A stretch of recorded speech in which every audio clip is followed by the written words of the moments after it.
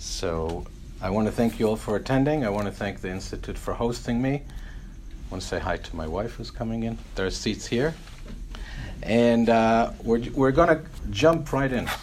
And we are going to try and map out and summarize something very audacious, which is the development of Jewish mysticism and what is really the essence of the Kabbalah.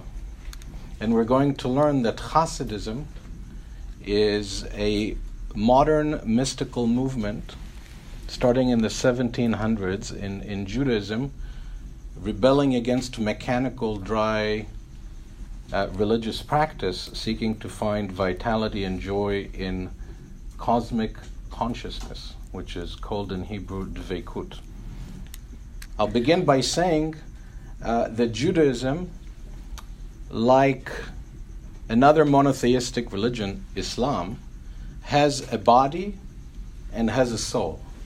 The body is the legal corpus, which tells you when to celebrate the holidays, what to eat, what not to eat, how to celebrate the Sabbath, how to treat fellow human beings. So there is a legislative, legal corpus outlining how to lead the Jewish mode of existence, both in our relationship, what I call our vertical relationship with the divine, with the infinite, and our horizontal relationship, our interpersonal relationship with one another.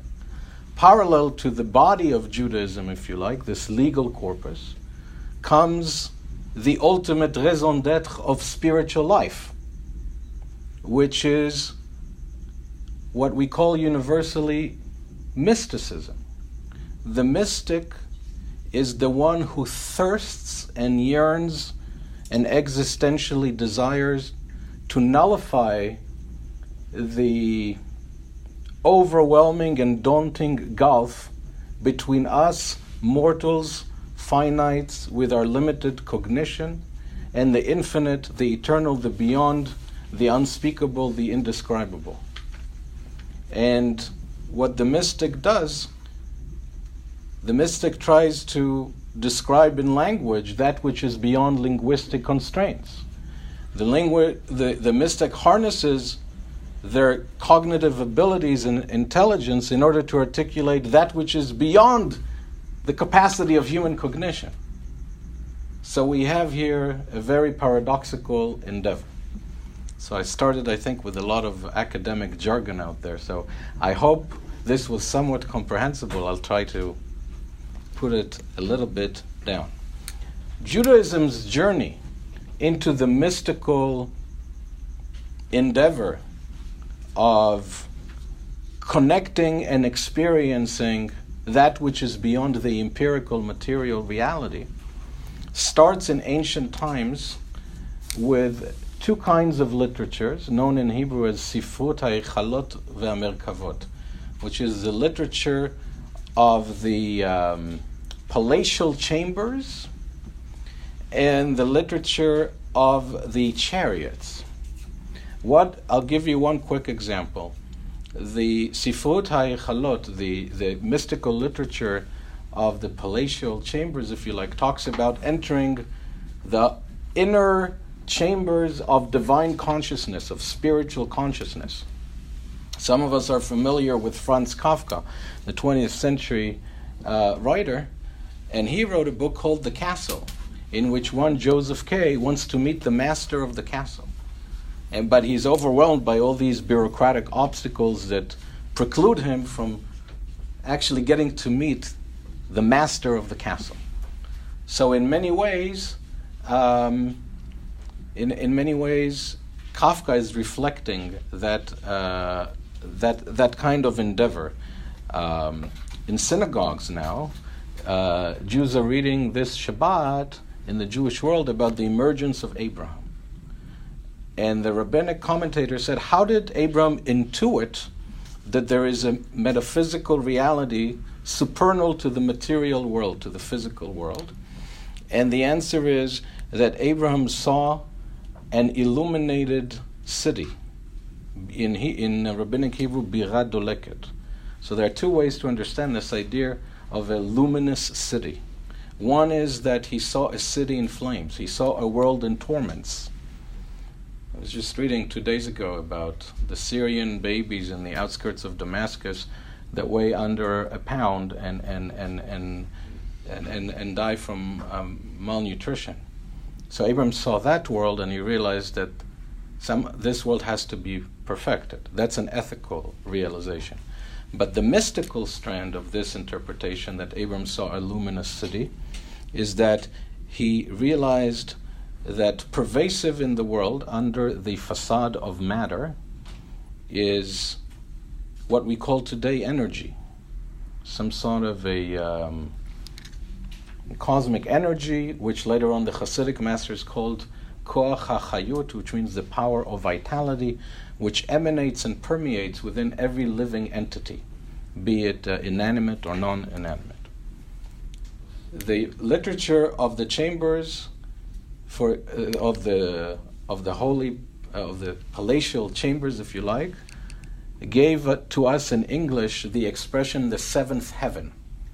When we say somebody's in the seventh heaven, it comes from the ancient Jewish mystical tradition. Rabbi Akiva, a great 2nd century sage, soared in his consciousness to the seventh heaven. The idea is that the number 7 represents spiritual completion, and he ascended all the 7 different levels of higher consciousness, culminating in the 7th heaven. Right? So this is where it comes from in English. Somebody's ecstatic or utmost elated. It comes from this ancient mystical literature.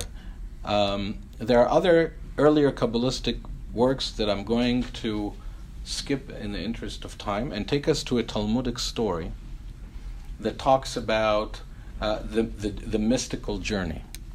And the Talmud says that there were 4 great sages who endeavored to cross the Rubicon of mystical consciousness, if you like. And one of them, tells us the Talmud, he took a peek, he took a peek and he got hurt, which means that he lost his mental equilibrium, he lost his sanity. Another one, Hetzitz Vamet, one of them, his soul expired from the sheer intensity of the mystical experience. The third one chopped off the plantations, which means no longer became a practicing person in terms of religious practice, what some would call a heretic, so to speak. Only that Rabbi Akiva, who ascended to the 7th heaven, managed to have a highly intense mystical experience and emerge back to our mundane empirical world unscathed. Now, I want to talk about different forms of Kabbalah which developed in medieval times. So Kabbalah means to receive. So this was an esoteric, elitist tradition, parallel to the revealed tradition of the legal corpus, how to observe and practice Judaism. There is this esoteric, elitist, mystical tradition that's being conveyed intergenerationally to a select few. In the 1200s, in the 13th century, we have a Spanish Kabbalist called Abraham Abulafia. Now, Abulafia is considered by the scholars, the academic scholars, as the founder of the ecstatic Kabbalah. What Abulafia would do is experiment with various bodily postures, such as placing his head between his knees, obviously alternates one's bloodstream, and then he would look at the letters of the Hebrew alphabet, which are considered the spiritual building blocks of the material universe in Jewish mysticism. And looking at the letters and seeing the letters running would give rise to these ecstatic mystical experiences.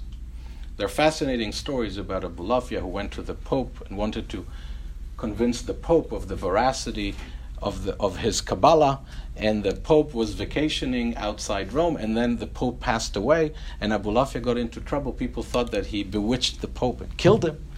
But from there on, there developed a separate strand of the Christian Kabbalah. There is such a thing as a Christian Kabbalah.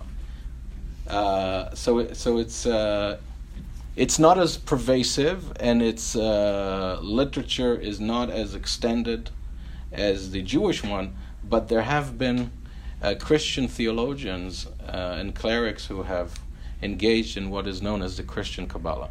So Abulafia, the ecstatic Kabbalah, changing the bloodstream, bodily postures, looking at the letters. Then in Provence became a great center of Kabbalistic innovation in the 12th and 13th century. There develops a visualization, Kabbalah of visualization. Today, a lot of people have this app. What is this meditation app? Headspace, thank you.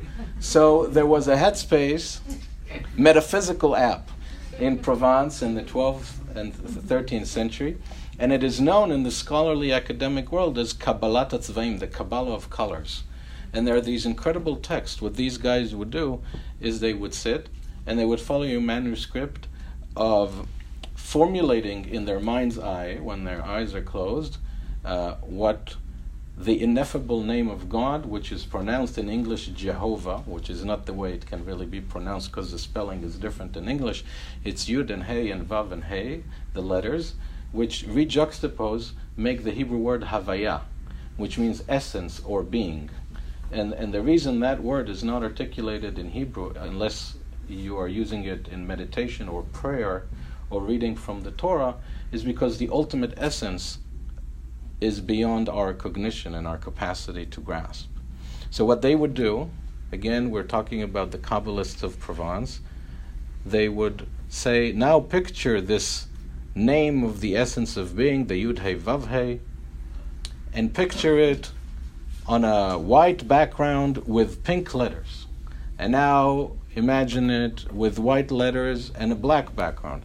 And these different colors, they would connotate with different emotional or ethical states, like a state of chesed, which is loving kindness and generosity, or another color would intimate a state of constriction. So that's one form of Kabbalah. Now, we're running to the 1500s, the 16th century. We have the Kabbalists, the Spanish Kabbalists, who reside in northern Israel, in the city of Tzfat, which is a world center of Kabbalah to this day. And they basically deal with something very deep. They say the following. Let's put it this way. Ludwig Wittgenstein, the 20th century philosopher, wrote in his philosophical tractate about the ultimate essence. He wrote the following: whereof one cannot speak, thereof one must remain silent. Okay? So the idea is, we find it in the book of Psalms with three magnificent words in Hebrew, Lecha dumiyat tehila, which means to you silence is glory.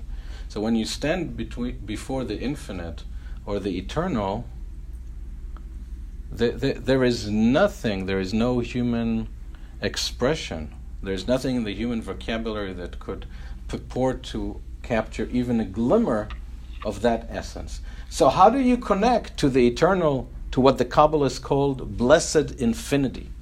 When the Kabbalists want to talk about God's essence, they talk about Ein Sof Baruch Hu, which is Hebrew for blessed infinity.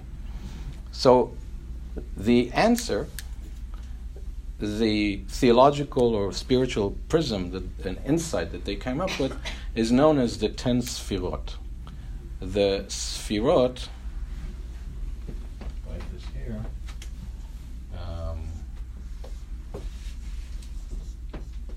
are divine in singular sphira or sephira, are divine emanations. They are divine. Yes. Could you use a darker Sure. For us to see. Oh, thank you. Good? No, Shall I write it again? Yeah, with the black or the blue. Sure. So the singular is Sephirah. What? Not good? You were meditating on the wrong color. Oh, yeah, exactly. Very good. Oh yeah. Very We should good. look up what we were just meditating on. So what it means is that there are 10 immanent divine energy emanations. Immanent meaning this worldly, up for grabs, that we can connect to, personify, energize ourselves with. Okay? And they basically go like this. I'm going to use the right color now. They basically go like this. At the top, there is one called in Hebrew keter, which means crown. And those of you who are into acupuncture or Chinese philosophy and things like this, its position is at the very top of the head. And represents supreme consciousness. And this crown, keter, has a nickname. Ayin in Hebrew, with the letter Aleph, which means nothingness. Nothingness. So notice that the infinite is also nothingness. It is the no-thingness. It is metaphysical. It's above the physical. It's okay. This has a no-access sign to it, right? For humanity, this is the beyond that we don't have access to. But then come the other 9 divine energies, emanations that are up for grabs, and we can personify, harness, energize ourselves with, and embody, and exemplify. So the first one, situated in the right side of the brain, is called Chokhmah, which is Hebrew for wisdom. What does that mean exactly? It's intuitive wisdom. It's the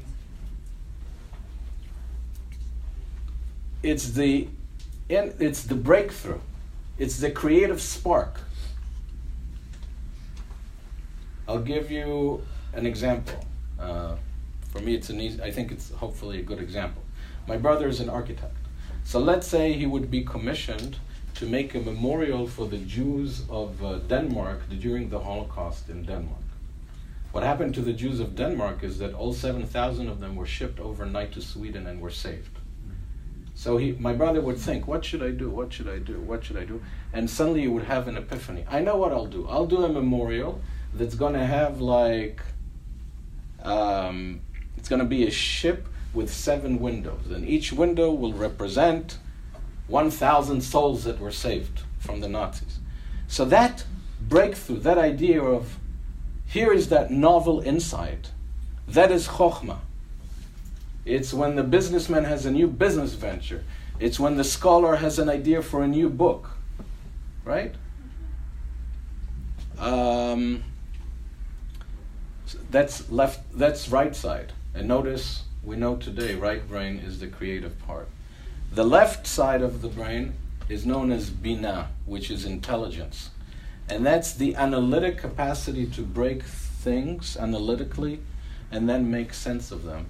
So then, after my brother had the breakthrough of Chokhmah, of wisdom, of what he wants the memorial to look like with the 7 windows, then he's going to take out the paper and the ruler and he's going to start doing the measurements and all the nitty-gritty, right?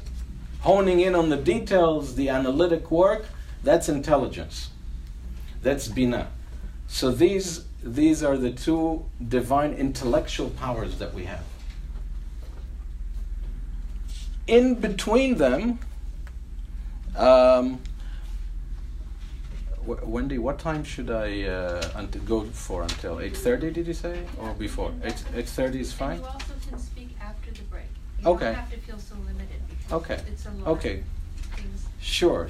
We could have you for 3 days. Oh, right. Don't worry, I won't go more than 2 days. Not kidding. So,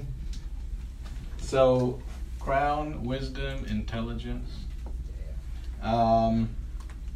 Now, for some For some, there is a connecting intellectual sefira, which is called da'at, which is knowledge. And that is embodied knowledge that encompasses the entirety of your being. So I'm going to try and give you an example from Jewish life for that. So just like in every spiritual doctrine that I know of, including Christianity, Islam, Buddhism, Hinduism, we have the practice of saying blessings before we eat or drink as expression of gratitude and awareness and connection to the source. So let's say somebody says, I have a wisdom breakthrough, I have a chokhmah breakthrough.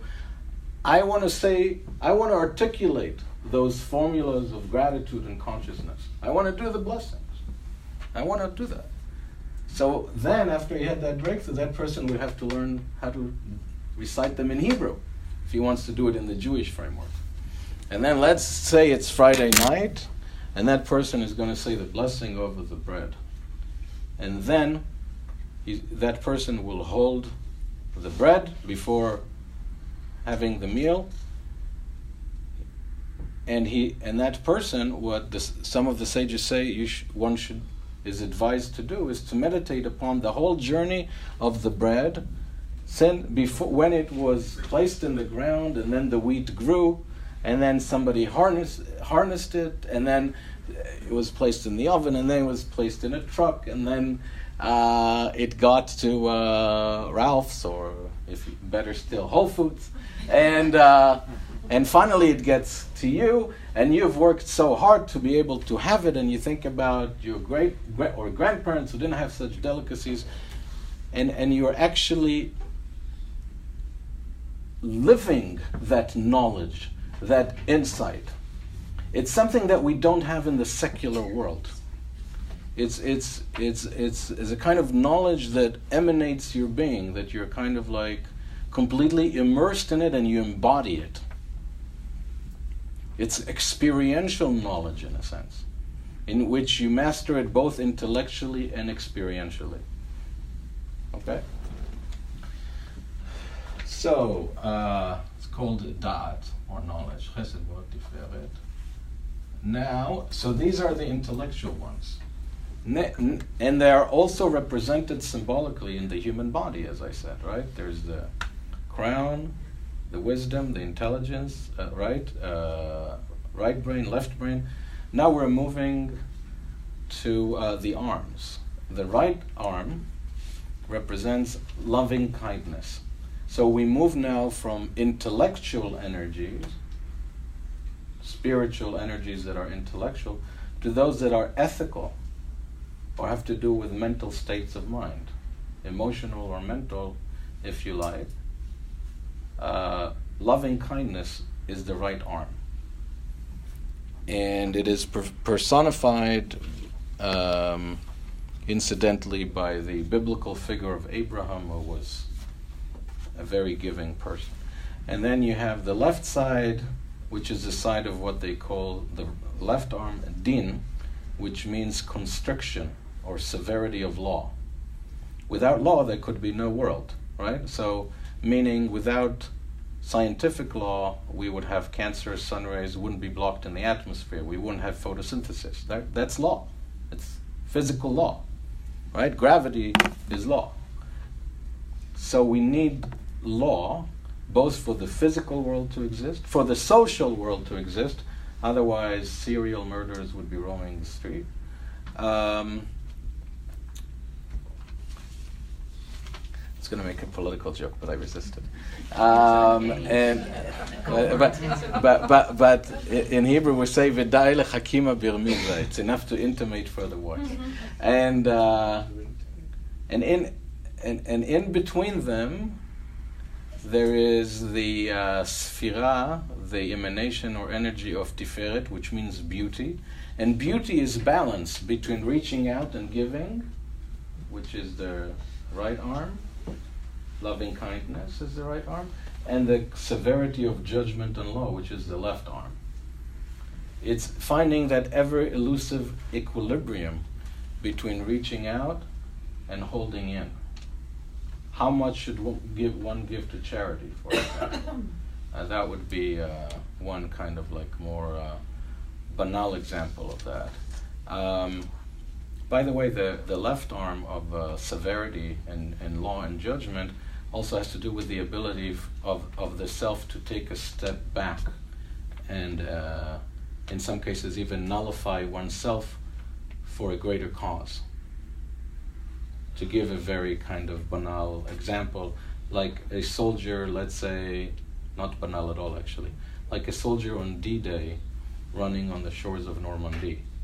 That would be the left side of severity, of judgment, and self-constriction. Okay? It also intimates the power of sacrifice and the nullification of the expansiveness of one's self. Going on an ego diet, if you like, right? Ego in a popular sense, not in a clinical sense, of course. Then we have other divine emanations. Right leg is represented by Moses, and it connotates eternity. The left leg is associated with Aaron, Moses' brother, and it's Hod, which is like an aristocratic splendor of sorts. It's like a spiritual, it's also spiritual beauty. The next one is called Yesod, foundation, and it's represented by the reproductive organ, and it has to do with the power of creativity and that stems really from, I guess, what Freud later on called the libido.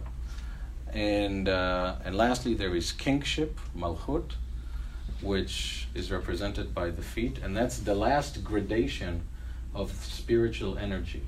So there's like, imagine water trickling down like this, all the way from the infinite, all the way to the lowest ground of kingship. And in every, as you go along, the divine energy trickles down. The word sephirah comes from the Hebrew word sipor, which means story. The sephirot are telling us a story. They are recounting to us symbolically through those symbols some profound truth about the inner structure of the human person and the cosmos. And also connected to the word spheres, and also connected to the word sapphire. These are like precious gems, this field, okay? Here's another thing which I think works well for the unions amongst us. The Kabbalists also, first of all, they distinguish between God's ultimate beyondness, God's ultimate beyond the world, beyond human understanding, beyond time, beyond history, what we call in philosophy God's transcendence. And this they depict as, they describe this as a light that encompasses all worlds, all sovev kol almin in Hebrew. And there is also a light which fills all the worlds, and that's God's presence in the world. But what I want to say, which I think is pertinent for our purposes tonight, is that the Kabbalists think of God's transcendence, God's beyondness, as metaphorically, allegorically masculine. The Holy One, blessed be He, or in Aramaic, Kutsh Bricho, is quote-unquote conceived of allegorically as a masculine. We think of it as if it's a masculine perspective, so to speak. But God's this worldly presence, which enlivens every living entity, is known in Hebrew the Shekhinah. Shekhinah really means dwelling, so it's like the dwelling of God in this world, is conceived of as feminine. hence the Kabbalists formulated, a Kabbalist called Rabbi Moses Cordovero in the 1500s, he formulated a meditation which precedes the performance of a religious imperative, of a mitzvah in Judaism, Leshem Yechud Kudsha Brichu Shchinte, which means for the purpose of the unification of the Holy One, blessed be He, God's ultimate otherworldliness, quote-unquote masculine, which is quote-unquote masculine, and the Shekhinah, God's presence in this world, which is quote-unquote feminine. So whatever that person is going to do, give charity, start meditating or praying, whatever that person is about to start doing, they're saying that meditation. And the idea is that once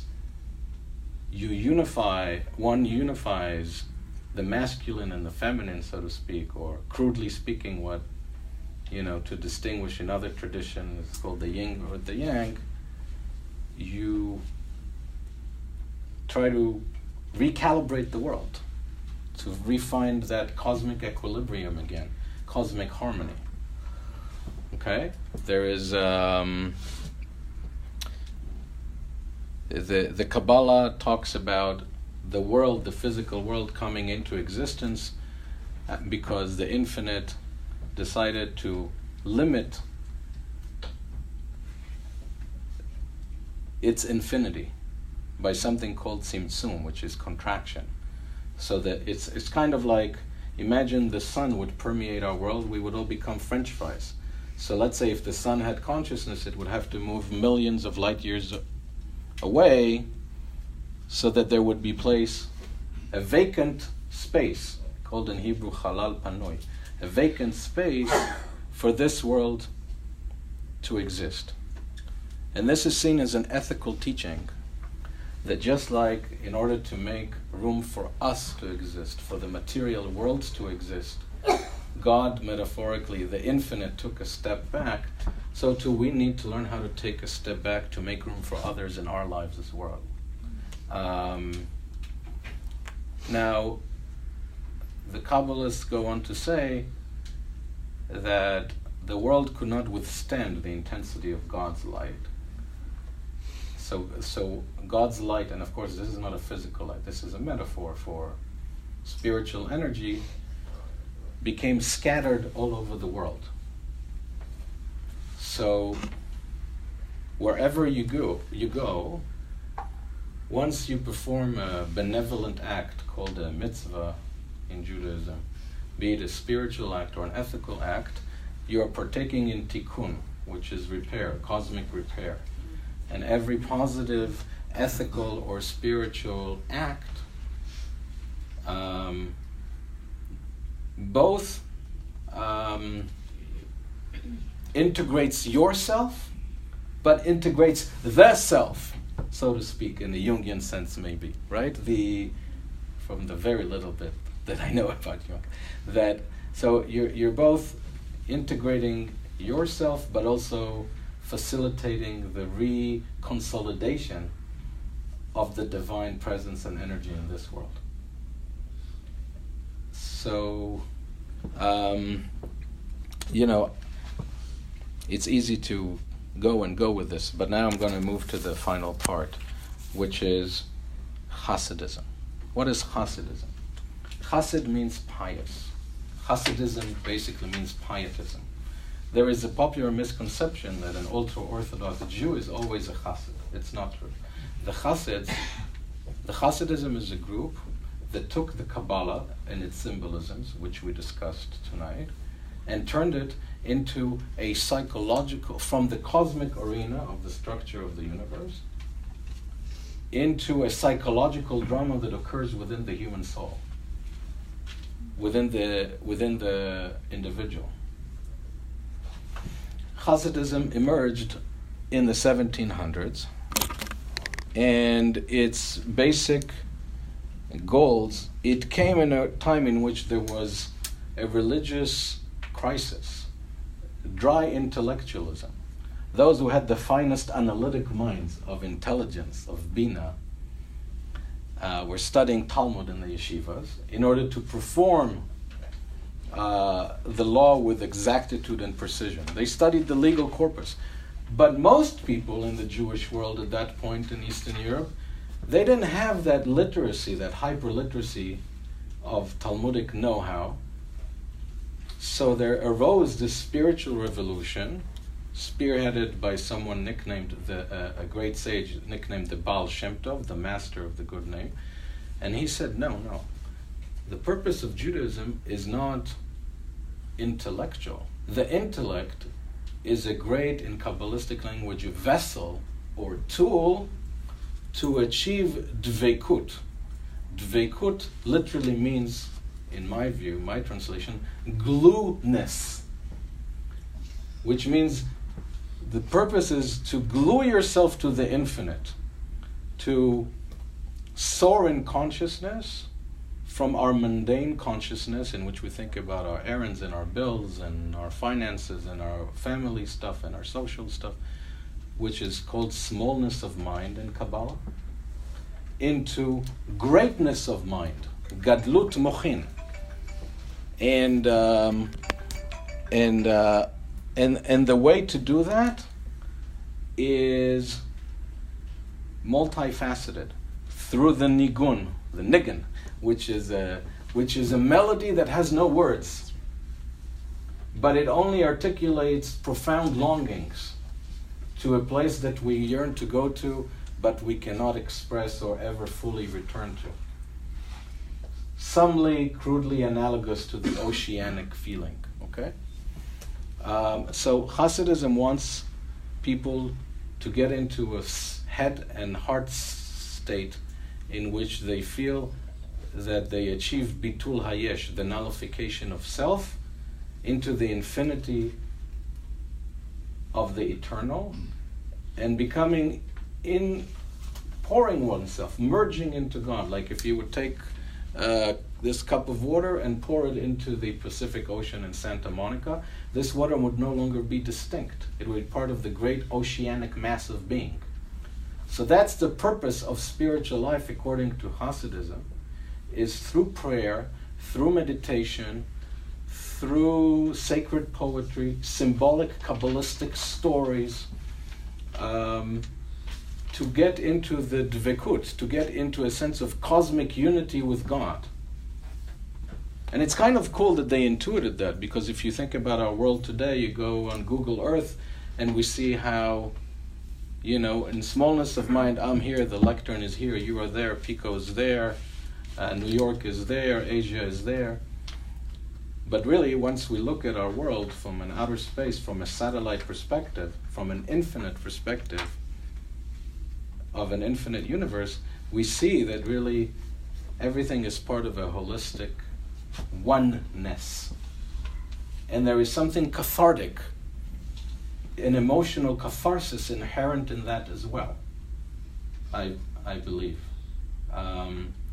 So in privileged moments, one can ascend to greatness of mind, and then that empowers you with a perspective and vitality that can carry you back to the mundane, back to the regular world. Judaism, Hasidism I should say, does not espouse the view of asceticism, that you should take the Kabbalah with you to the mountains of Tibet and no longer live in a big urban center and engage in the here and now of 2017. The view is that we should harness those privileged moments and we should come back down like in a chopper back to them. And much of the Kabbalah comes from the opening chapters of the book of Ezekiel in the Bible. And the book of Ezekiel in its beginning is replete with very enigmatic imageries, which could be quasi, I don't want to say hallucinations, but epiphanies and dreams. Okay? And what they do is the Kabbalah took them and interpreted them in a certain way. I'll just give one quick example before we wrap up. There is a statement in Ezekiel that says, Ve'hachayot ratzo vashov, which means the divine beings go back and forth between the empirical, physical, material realm and the metaphysical realm. So the word chayot, which means beings, can also be read as chayut in Hebrew, which means vitality. So what they're saying is ve'hachayut ratzov v'shov. The vitality goes back and forth. We can't always be in a state of spiritual climax, right? If I can put it that way. We have to descend. So, should I stop now or do 5 more minutes? 5 more minutes. Okay. So Hasidism takes the Torah, which for some people is history or quasi-history or part history. So some people is literature, aesthetic literature. For some people it's a legal corpus, how to, whether it's ethical prescriptions or daily living and religious practice. Hasidism experiences the Torah first and foremost as the word Torah, which is the opening 5 books of the Hebrew Bible, comes from the word hora'ah, which means instruction. It's a book of spiritual instruction for the self, for the individual. So the Exodus from Egypt, which is a story that I think most, if not all, are familiar with, is no longer seen only as a political exodus of a group of slaves under the dominance of the largest, most powerful power of the ancient Near East into political emancipation in order to receive the 10 Commandments and then live with spiritual emancipation. But the idea is that the word for Egypt in Hebrew is called Mitzrayim, which is basically Meitzarim, which basically means in Hebrew constriction.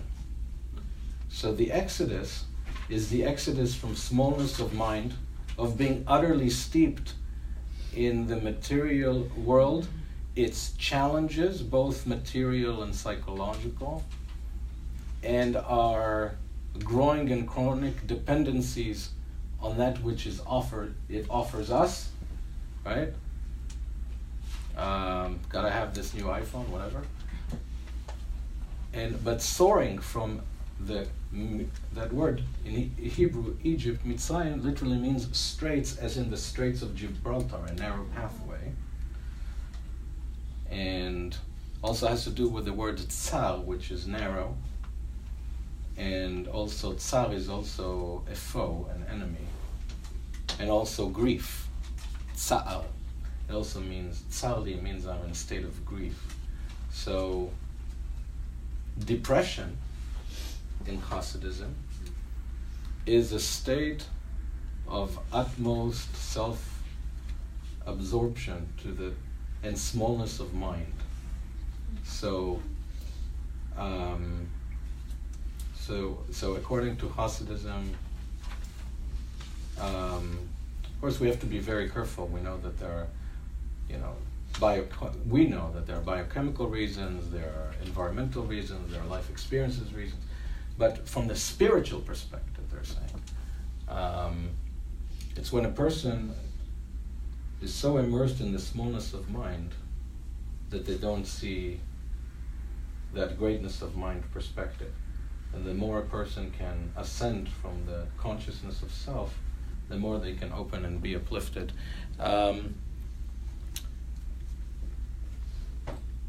2 last examples, then I'll end. The first one is, so the figures of the Torah, of the Bible, represent human qualities, attributes, and potentialities. So in the Jewish world, this Saturday, we read the story of Abraham, who intuited the metaphysical, if you like, and he's being told, go to yourself, lech lechem, go to yourself, from your country, from your homeland, and from your father's household to the land that I will show you. And the fact that it says the land that I will show you intimates that every person has a unique vocation, a unique destination, and a unique destiny. And every person needs to get going, if you like, to get there.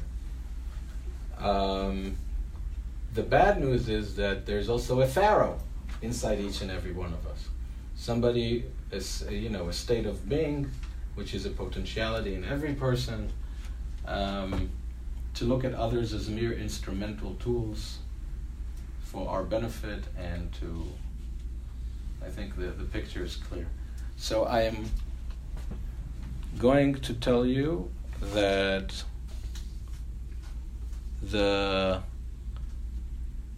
story of Jacob and Esau, the two brothers, twins of Rebecca in the Bible, is a story. It's a deeply this is a Hasidic reading of Jacob and Esau. So the story is that Rebecca is pregnant with those twins, Jacob and Esau, and they are fighting already within, and she can't bear the pain. And she says, if so, why should I live? What kind of a life this is? So the Hasidic masters say that Jacob represents the refined, civilized, cultivated self, and Esau represents what Freud later on called the id, the impulses, the physiological, the instinctual.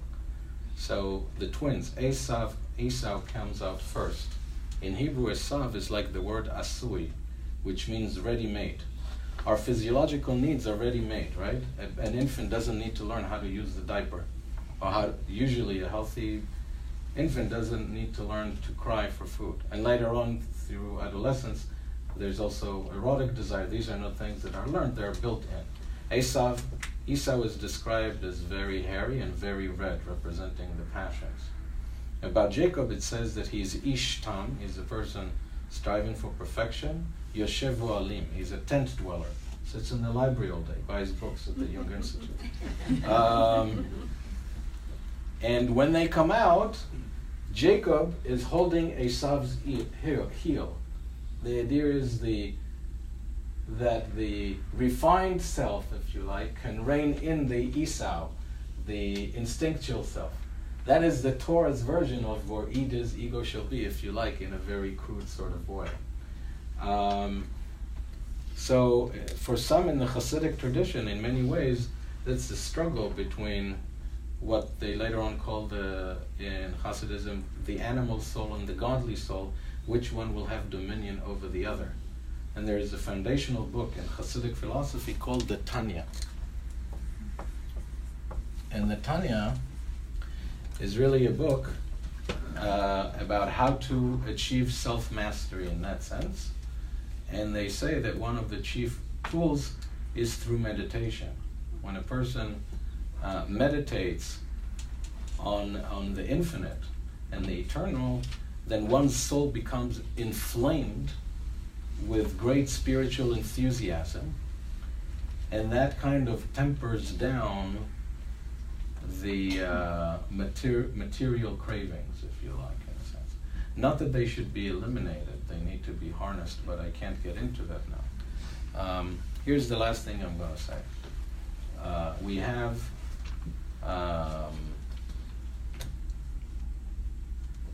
there's a concept in Hasidism called hitpashtut hagashmiut, which means the stripping away of materiality, if you like.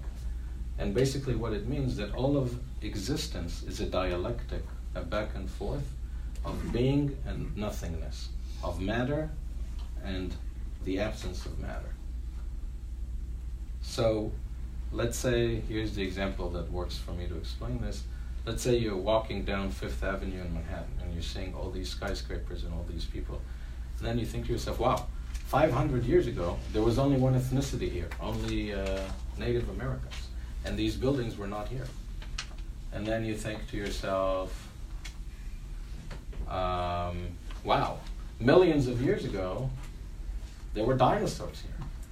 And then you think to yourself, oh, and millions of years before that, this whole thing was just an ocean.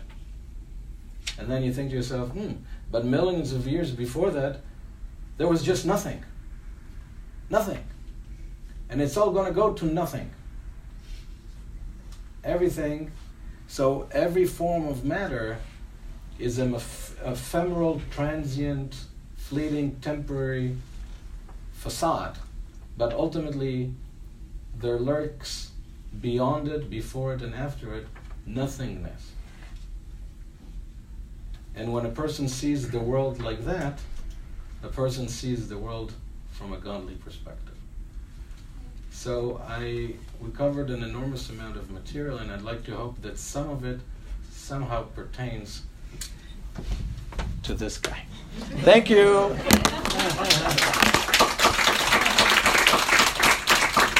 Thank you. Thank you so much. My pleasure. Let's take a 10th. All of us could find places with those examples where we could think about where we could get stuck on one side or the other. And that there was this innate wisdom in the rabbis of how to think about human nature from a larger perspective, that we could take the concrete story but then understand that it was meant to teach us a way to reflect about how to approach life. And where when we're stuck, as we could say, if you were related to a Jungian idea, when we get stuck in a complex, it's because we can't see the other side. We're not in relationship to it.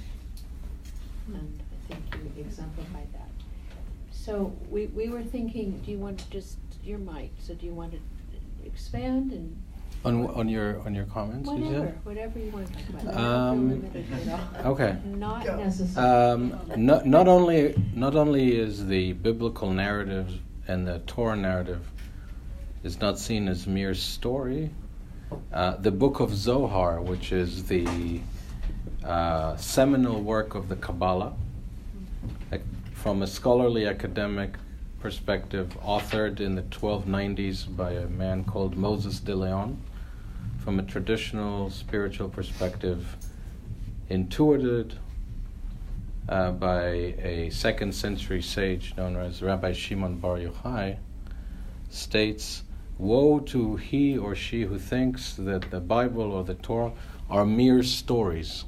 In other words, the literary garment is a garment, and the inner layer, the innermost layer of the Torah, hermeneutically speaking, is its mystical layer, known in Aramaic as Nishmata Deoraita, which means the soul of the Torah.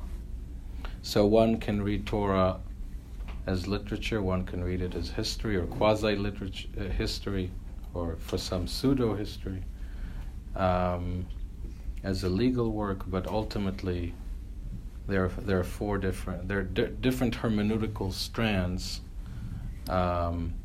The Mishnah, which is a rabbinic work commenting on the Torah, states, "Turn it and turn it, for everything is in it," which the current Harvard scholar James Scougal, he coined a term for it in English, omni-significance.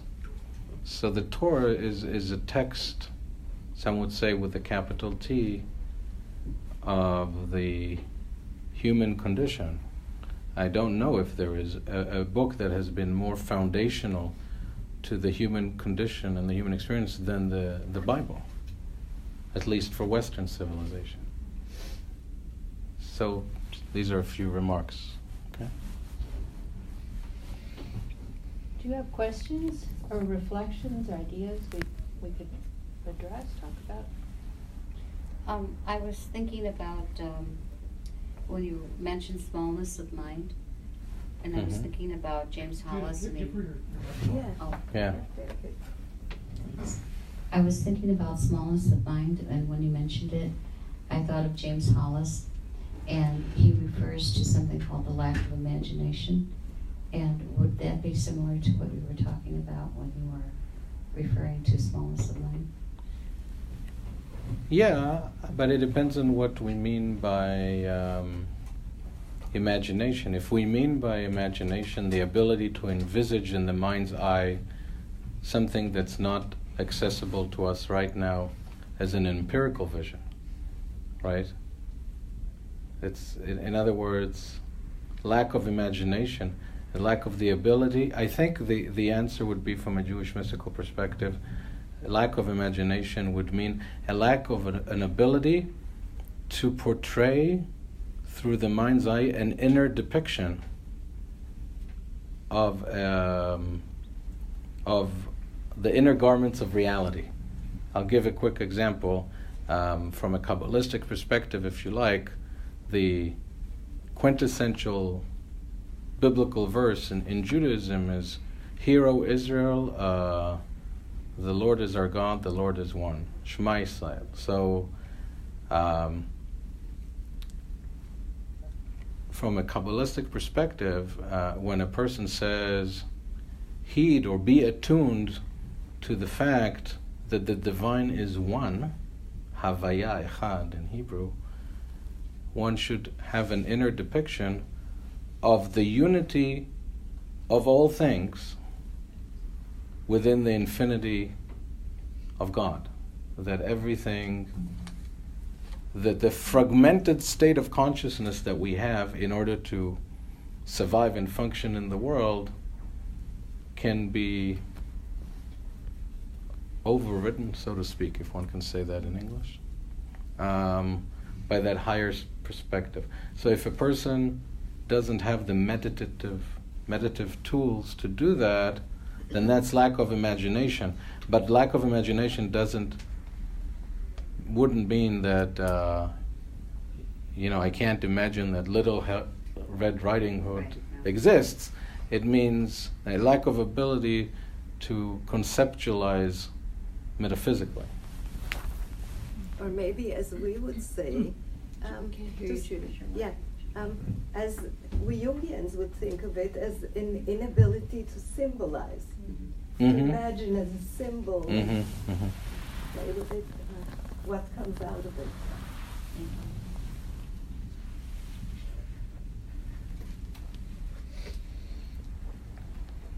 We have Okay, one. Yeah. I think I can make it loud enough without a mic.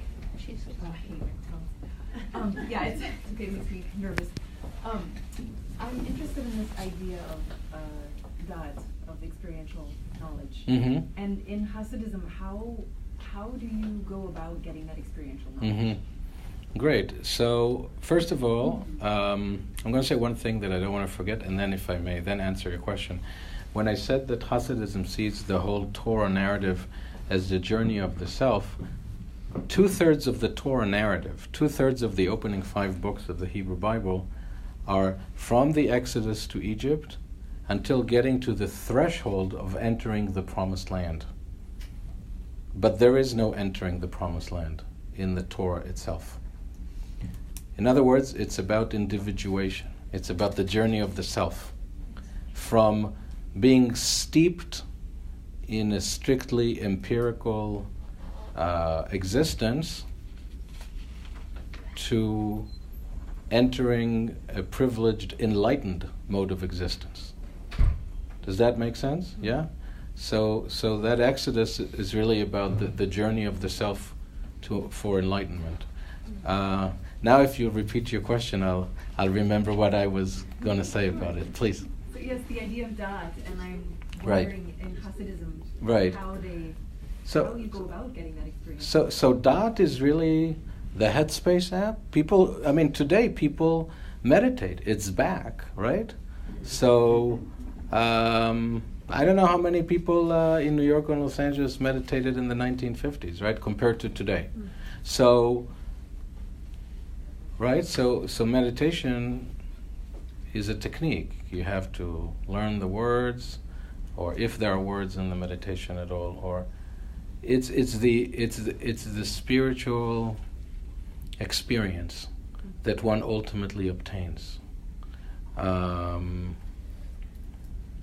It could be like, let's say, a pianist who at some point during the concert just becomes one with the piano. How did they do it? So in pre-Holocaust Hasidic world, and also today again in Israel, in the US, by the way, the Hasidic world was completely disseminated in the Holocaust, 90% of it demographically, and it achieved an incredible renaissance. So if you forgive the term, it's a miracle, because you see in the United States and Israel, these communities just rose from the ashes and rebuilt themselves demographically, and also get more and more adherents with time. And they're actually now stronger, both spiritually and numerically, one would argue, than before the genocide. So they would go to the forests in Europe and look at the way the grass dances to the wind, and the flow of the river, and the nigun, N-I-G-G-U-N, and transliterated to English, the nigun, these are Hasidic tunes, and they're like sweet, soft lullabies. They're very vulnerable, they're very soft. They're about longings. That's really what they're about. And those create an opening, right?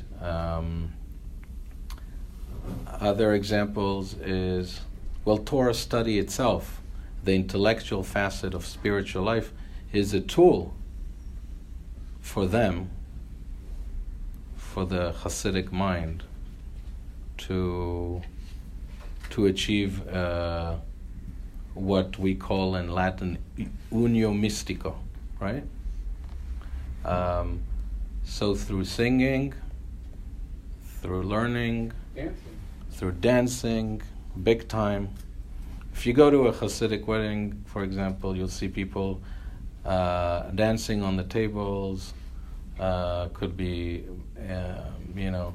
breaking bottles sometimes if it gets out of control, but not as like a social pose. People really get into An ecstatic. right. So these are some examples that I can think of. Oh, and there is a contemporary Kabbalist that if you want to read contemporary Kabbalah and Hasidism, I super recommend him. I think he's the finest one that I know of who's out there today that's accessible to someone who's not just part and parcel of the ultra-Orthodox Jewish world. And his name is Dov Ber Pinson. The first name is Dovber, one word. You know him, yeah? And Pinson is Pinson. And he has a book called Reclaiming the Self. Unbelievable work about, he's taking psychological perspectives and Kabbalistic perspectives in very intelligent, informed contemporary discourse in beautiful English. And he has a book called Towards the Infinite. And in this book, he gives an example of how one can meditate on specific universal truths, or in the case, he gives an example of a verse from the book of Deuteronomy. And it's a verse which in the Jewish tradition is recited in a prayer which concludes all prayers, called the Aleinu prayer. And od. And basically it says, know today and restore into your heart. In other words, intellectually internalize and emotionally restore to your heart that, in Hebrew it says, en od milvado, which means there is nothing but divine light or energy. So a person meditates on that perspective over time. But I'm not really qualified to enhance on that perspective. That's just somebody who could. But I think the main examples are the examples that I gave: dance, song, wordless melodies, nature, and prayer. And there is a Hasidic evenement called the Farbrengen. The Farbrengen is a meal in which the Rebbe, who is the spiritual master, sits in the center, and everybody partakes of food, and in between they break into the nigunim, the wordless melodies, and at some point the Rebbe gets up and gives a metaphysical discourse based on the Torah reading of the week. And when the Rebbe does this, he stands by the edge of the table and he's holding a handkerchief in his hand discreetly below the table, lest he loses grasp on the material, tangible world, which is a very kind of cool thing, right? So the Farbrengen is something that you can watch on YouTube also. I don't know. Some examples.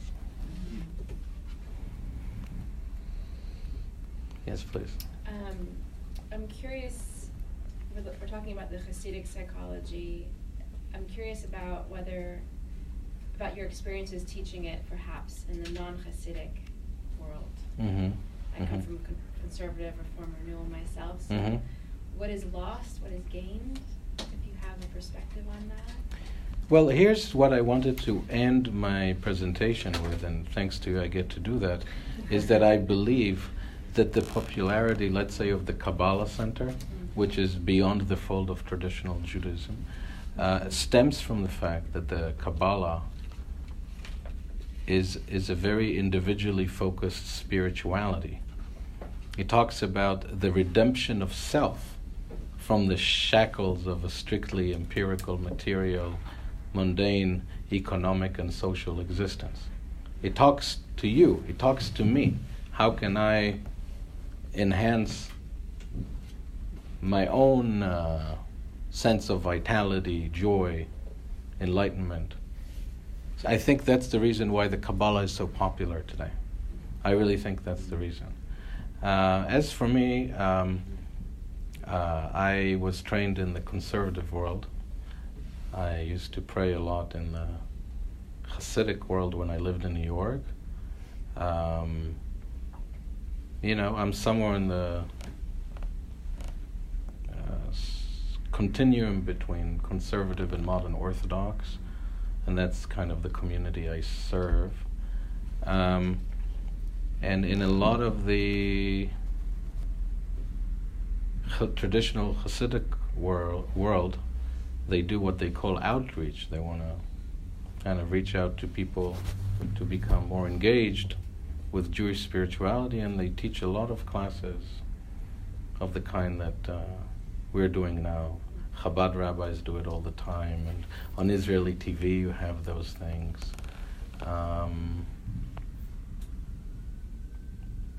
Does that answer your question? Mm-hmm. Okay. Do you think there are any particular lessons from the Kabbalah that would be helpful psychologically, given our current chaotic state of affairs? In the country, in the world, in our individual lives? Well, I think I'm trying to not politicize it and make it concrete, but it does seem to me that I have more people in my practice that are responding to a feeling of being in chaos. So I was thinking, but maybe that's not a place to go. I'm going to give you a very specific answer that has to do with a very specific individual, who is the Lubavitcher Rebbe. The Chabad movement, which is world-renowned. Some people now, they say from a satellite we can see 3 universal logos: Coca-Cola, McDonald's, and Chabad. Because Chabad opened a Chabad house in every corner of the globe. I've seen them everywhere. So Chabad is one of the Hasidic groups that developed in the early 1800s, and it had 7 master rabbis. The first one of them is the author of, I think I erased it, I spoke about the book of Tanya, that talks about the inner struggle we all have between the, instinctual self and the refined self, what have you, what they call, the animal soul and the godly soul. And there were 7 Chabad master rabbis called Rebbes. And the last one, known as the Lubavitcher Rebbe, Rabbi Menachem Mendel Schneerson, passed away, I think, in 94, at the age of 92. And he was a Holocaust refugee. He slipped through the Germans' fingers in Nazi-occupied France and made it to America. He studied in Europe engineering and philosophy. And when he became the Rebbe, which he didn't want to, in 1952, he gave his first Hasidic discourse. And he quoted a verse from the Song of Songs, which is a book in the Bible, which is really, on the face of it, an erotic love poem, but the rabbis understand it as the most mystical book of the Bible, which ultimately describes the the desire of the soul to unite with, he would say, God Almighty, right? The desire of the soul to unite with the infinite. And in that book, the Song of Songs, it says, Bati legani, meaning I have arrived in my garden. And what the Rebbe said is that the world is a garden. The world is an exquisite garden. Like, I don't know what, the Tuileries Gardens in Paris or whatever. And this is an astounding thing, because here you have a man whose brother was murdered by the Nazis, whose father was murdered by the Stalinist communists,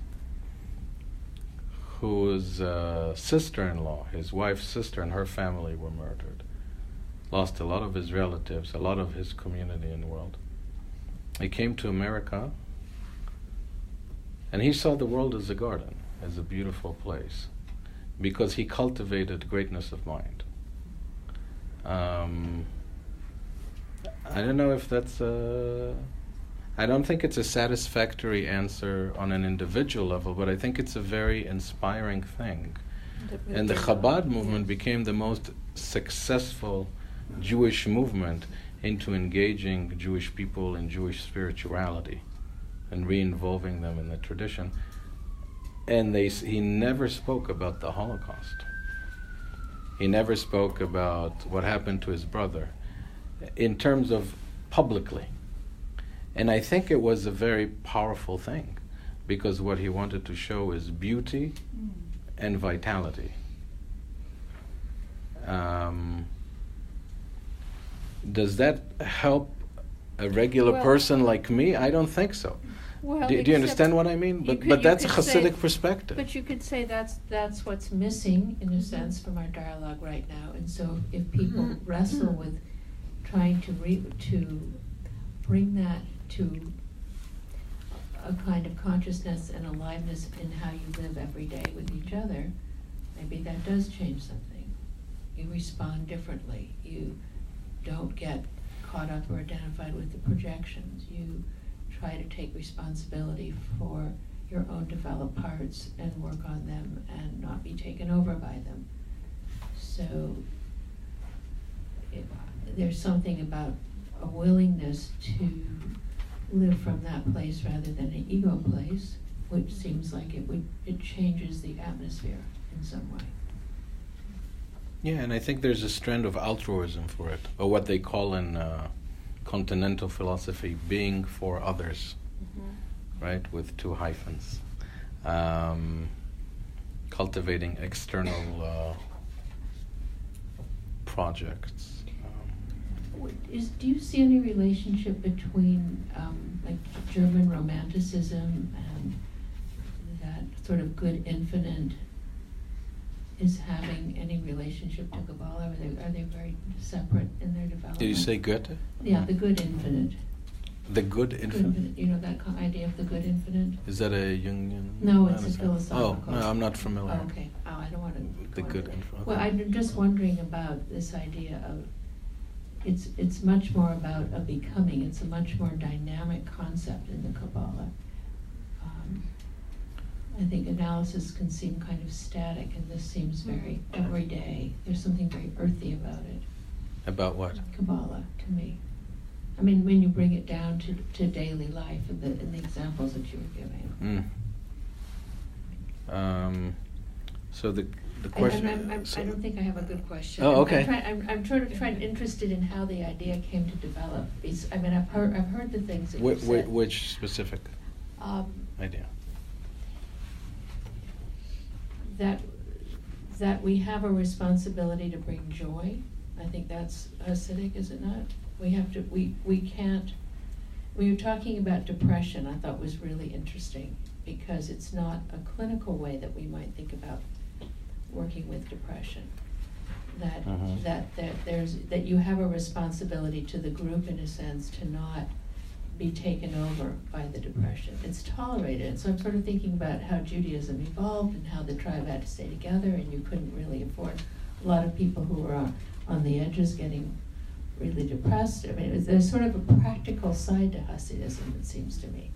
Yeah, very much so. I mean, a lot of people draw analogies between Hasidism and what we call today positive psychology. I just want to clarify that when I gave that example about depression, which, to really put it out there, is it really possible to lead a significant life without going through depression at some point? I don't think so. I don't think so either. So, to what they mean is that I think that a person can get so lost in smallness of mind that unless you have regular intervals of certain practices that take you into more expansive way of experiencing reality, then it's hard to go beyond. Once we don't go beyond ourselves, whether it's through these concrete commitments to others, or through meditations, if you like, then it's very easy to just slip into that solipsistic hole, right? For what it's worth. I think we had one there and one question there and one question here. Yeah.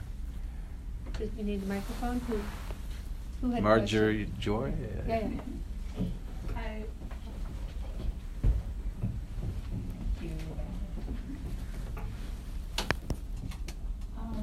It's such a wonderful subject, yes.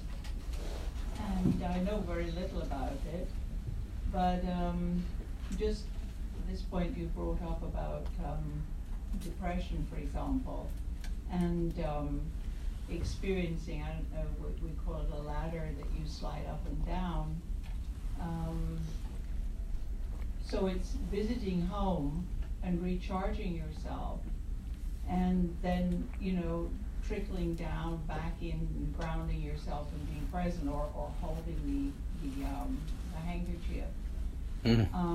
My experience, not being a trained therapist and not having had any training at home or in my schooling, was just as an individual going to that place and then being very bewildered when other people didn't do that, or they denied it, or they were in depression, or they were in some psychological... What is it that they denied again?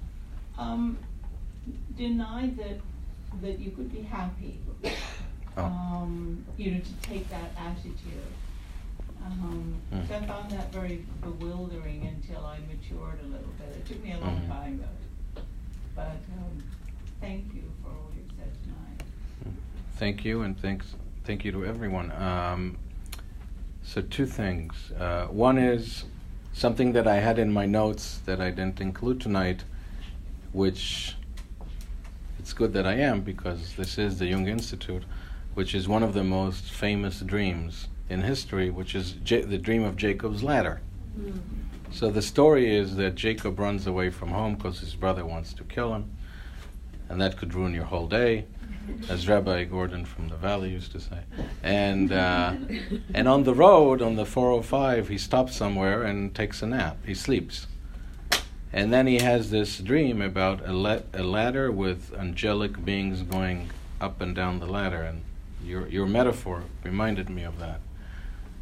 And then Jacob wakes up and says, I didn't know that there is godliness in this place.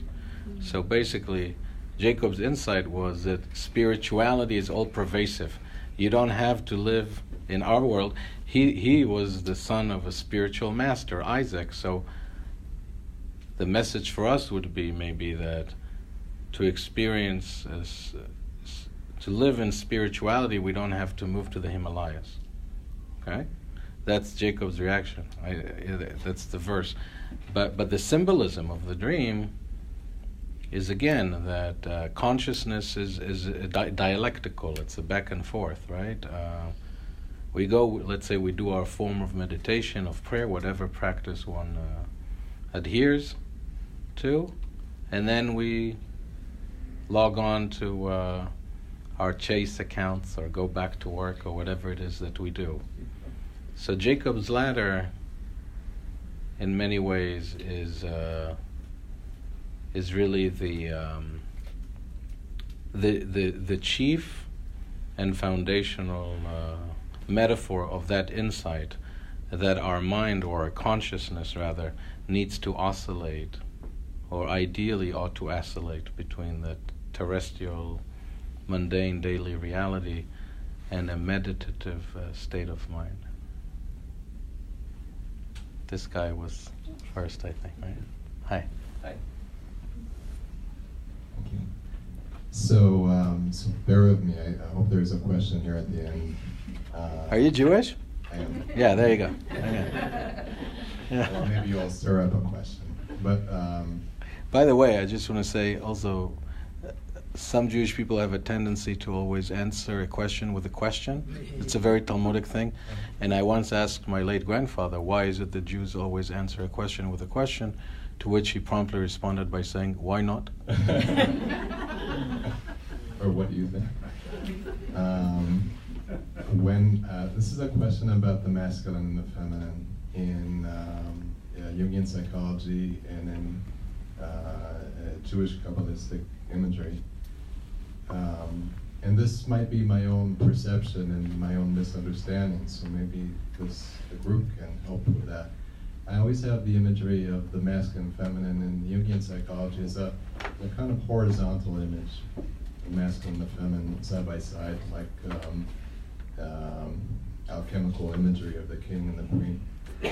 And in the Sfirot, I have a different image that's vertical, and that tends to connote hierarchy to me, masculine above, feminine below. And I always wonder to myself, the tension in this image between spiritual revelation and culture that informs the image at the time that it was formed. So I'm just going to throw this at you. Okay, I need you to explain to me the spiritual and the cultural. Well, this is an image of divine emanation. Right. But also the masculine is positioned above the feminine. So is it, or could it be, a patriarchal prejudice? That's what you're saying. Right, and sort of an intrusion of a culture of the time into the image of God. Yeah, very interesting. So first of all, the good news is that in Judaism and in Hebrew, like in French, incidentally, the best words are feminine. So Torah is feminine, Chokhmah, wisdom, is feminine. The Shekhinah, the divine presence, we said. I never thought about it this way. I have to think about it. I'm not sure I have an answer for this right now. I need to think about it more. But here's an idea that comes to mind. So when we spoke about the Sfirot, then we said the right arm is chesed, loving kindness. That's Abraham, unconditional love, boundless giving.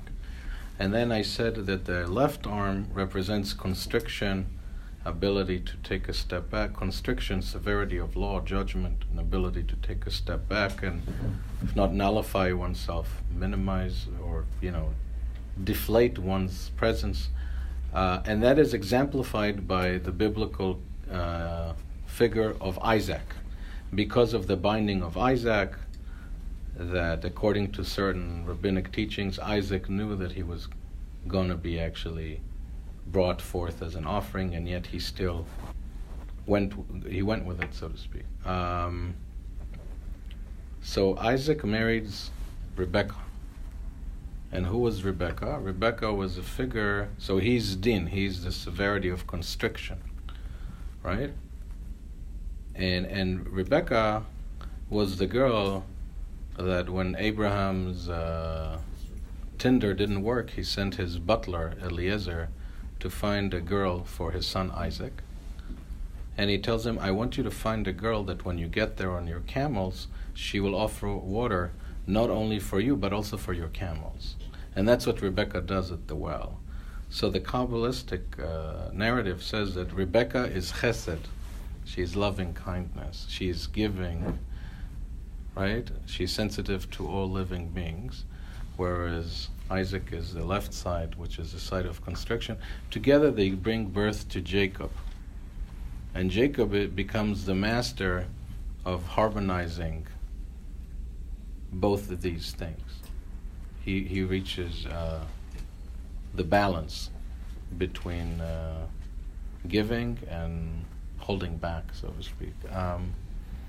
But I never thought about it that way. I need to think about it more. Very interesting. Never really thought about it. Maybe because I'm not a woman, but I really should. Yeah. Sue? When you were talking about the dream,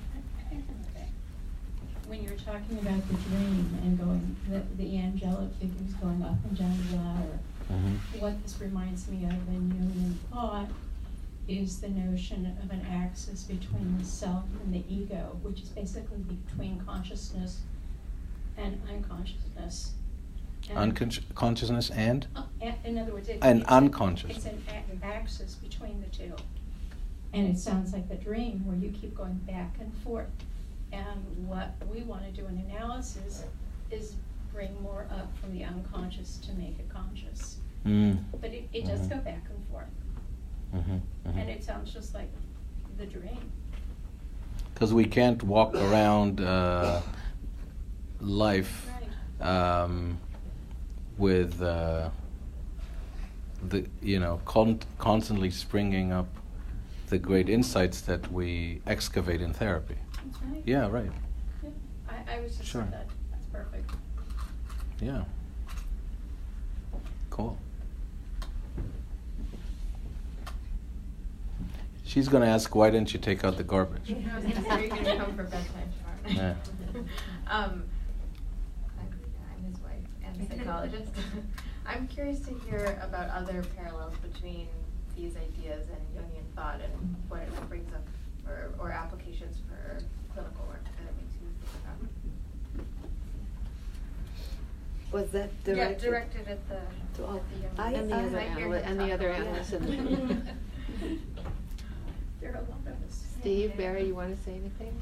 Well, the only thing that's on my mind about it, I think everything that's been talked about tonight can certainly be reconceptualized in analytic terms. So, in terms of our thinking, there's tremendous coming together. The one issue that seems, maybe that differentiates, that comes to my mind, is about the transference. And that's central in analysis, but I don't think it's central in Kabbalah. Of course, I'd like a reaction about what you think, because the progression toward the higher consciousness requires changing human relationships so that the spiritual leader is not the spiritual leader. One integrates that, takes the projection back. But I think in these kinds of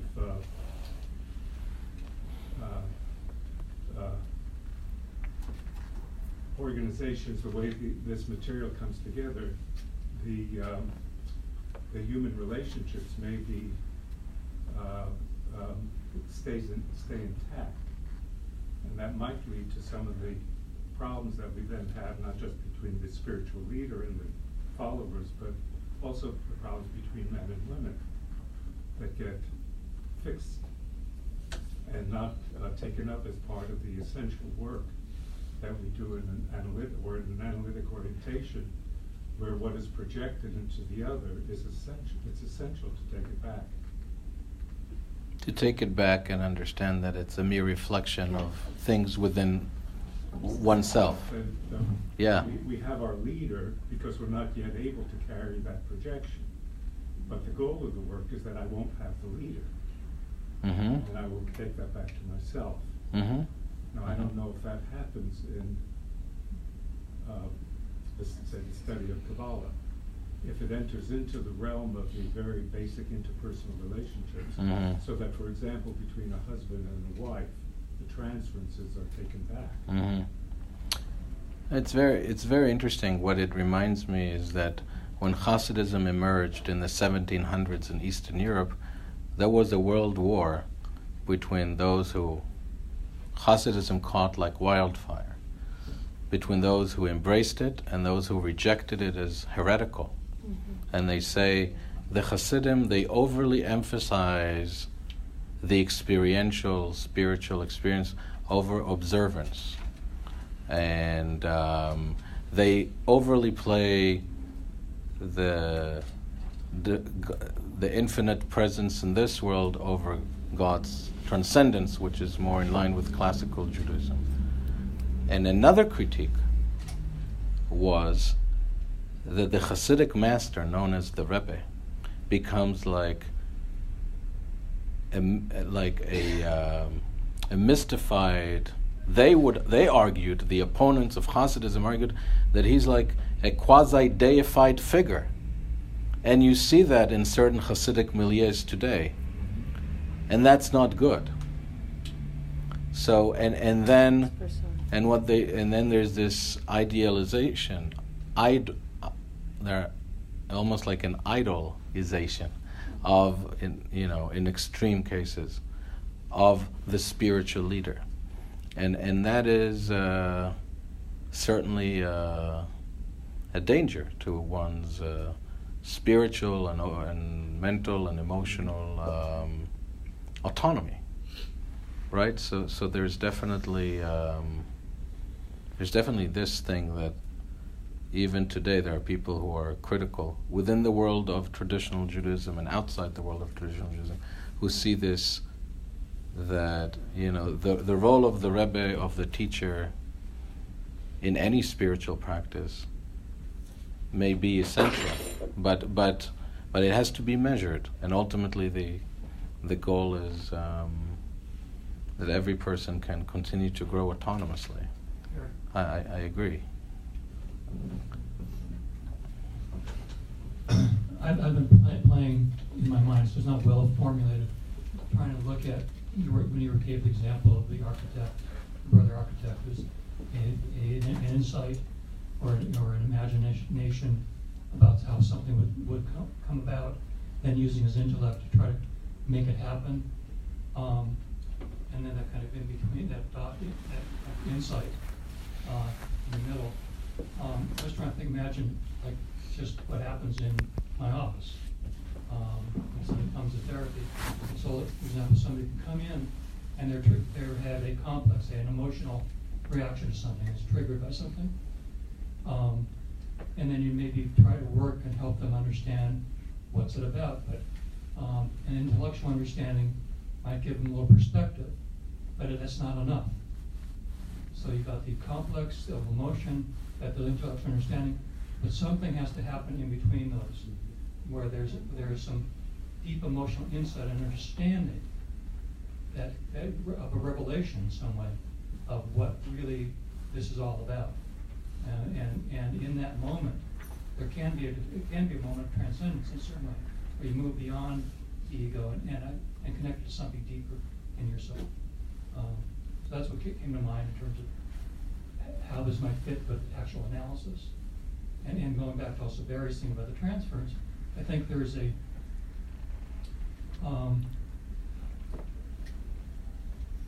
there's love between the analyst and the patient and the analyst toward each other, and there's got to be boundaries. And if to hold that you're not going to do anything about that, other than the feelings. But through holding the boundaries and we're aware of the feelings, again, something new can be transcendent, of some connection to something that is under the projections. So, Jungian thing.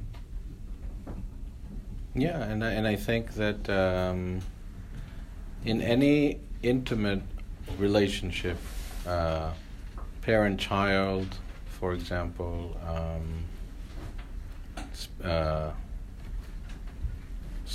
spousal relationships too, it's the question of love and boundaries, right? That you're talking about. And it manifests itself in the two sefirot of that I mentioned, of boundless giving, but also constriction and severity of law and judgment, right? The 45 minutes are up. Good luck to you, therapists, with that one. But by the way, therapists in Israel do 50 minutes. All right. Some here do. Yeah. Huh? Yeah, you do 50? Okay. All right, last one. Yeah. Okay, I just have a question about Jacob. When you mentioned that he was the son of. Thank you. The question about Jacob. You mentioned that he was the son of Rebecca and Isaac, and he was a balance of their two energies. So, if you look at the Sephirah, is that what I'm saying? Sephirah, yeah. Tiphareth. Yes. Tiphareth is balance, beauty. Mm-hmm. So, if you looked at him, Jacob, would he represent that? Sephirah? Yes, he does. Oh, yes, okay. he does. Thank you. Thank you. Did you have a question? Yeah. Did you have? You had a question. Yeah, I have a question. Okay. Last question. Yeah, last. We have one. Okay, all right. Second to last. Okay, you got it.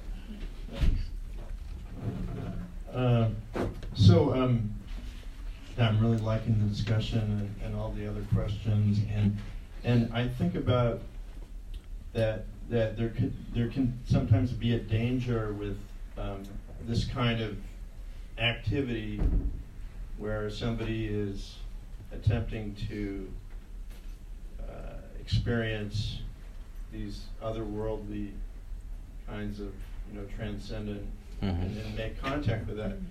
I've heard that sometimes they say, well, you're not supposed to even approach the Kabbalah until you're 40. And so, but I think it's quite replete in this society that everybody just feels entitled, and they feel that it's their right to just get the spiritual experience. And I think there's a lot of danger actually with a certain maybe wrong motivation for like a spiritual lust almost. And I'm wondering what the Hasidic maybe approach would be to sort of prevent that kind of negative way of doing this and make it more practical and productive and beneficial for humankind, I suppose that you might say. So two things. Historically, the prohibition before the age of 40 stemmed for two things. One, we said about the hazards, if you like, of the mystical experiences. One can lose one's mental equilibrium if done excessively over a condensed period of time by certain people with certain temperaments. Other was heresy, the fear in traditional Jewish circles that the privileging of the religious experience would downplay, peripheralize, and ultimately marginalize religious observance. Today, the view is, also in many parts of the Hasidic world, quite overwhelmingly, is that the equilibrium in our world between the material and the spiritual became so imbalanced that our generation needs like an insulin shot of spirituality. So Kabbalah is open. I want to say one, I think, very important thing from a Jewish perspective, very important thing, before the final question, which is the following. We have the word mitzvah. Most of us have heard it. It's one of the grossest mistranslations in American English. A mitzvah does not mean a good deed. A mitzvah is an ethical or spiritual imperative. Right? So, for example, it says in the Ten Commandments, don't steal. That's not a good deed. It's an ethical imperative. All right? To meditate / pray every day, from a Jewish traditional perspective, is not a good deed. It's a spiritual imperative. That's what a mitzvah is. So the non-Hasidic world says the word mitzvah derives from the word tzivui, which is Hebrew for command. It's a categorical imperative, right? You got to do it. You got to give charity. You got to fast on Yom Kippur, let's say, if you're a Jewish person. Come the Hasidic world, the Hasidic perspective says, no, mitzvah on the superficial, external level is a commandment, an imperative, a tzivui. But really, the word mitzvah comes from the Hebrew word tzavta, which means togetherness. The mitzvah is the practical, concrete tool to facilitate intimacy and unity, either with the infinite, through a spiritual practice, or between each other, with fellow human beings. So the mitzvah of Shabbat, the Sabbath, is about making more time to study, to meditate, to pray, more togetherness with God, and also around the dining table or going out just to walk and have meaningful conversations and joke around with significant people in your life. So that's a very important thing in Hasidism, that it really says, the goal also of spiritual life or religious life is intimacy, is meaningful, profound, sustainable relationship. Okay, please, let's wrap up. What would you say is the essence of Kabbalah?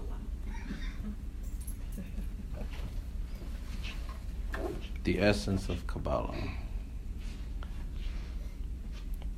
Well, of Kabbalah or Hasidism? Because Kabbalah is the symbolic system that maps out the spiritual structure of the universe, or spiritual essence of the universe, through these symbols of the Sfirot. And Hasidism is taking that symbolic structure and applying it to our individual self, to our individual mental, emotional life, quote unquote, the individual soul. In daily life. Right. So I think that the essence of it is that it's like a moral approach to interpersonal relationships and for intra, and relationship with the divine. I think all three. I think what I said about that, what I just said about mitzvah is tzavta. Yeah. It's about cultivating profound relationships that have true intimacy, vulnerability, joy, vitality. That is ultimately the goal and the essence, I think. That's It's one answer. That's a great answer. Okay. All right, thank you very much. Thank you. Toda rabba.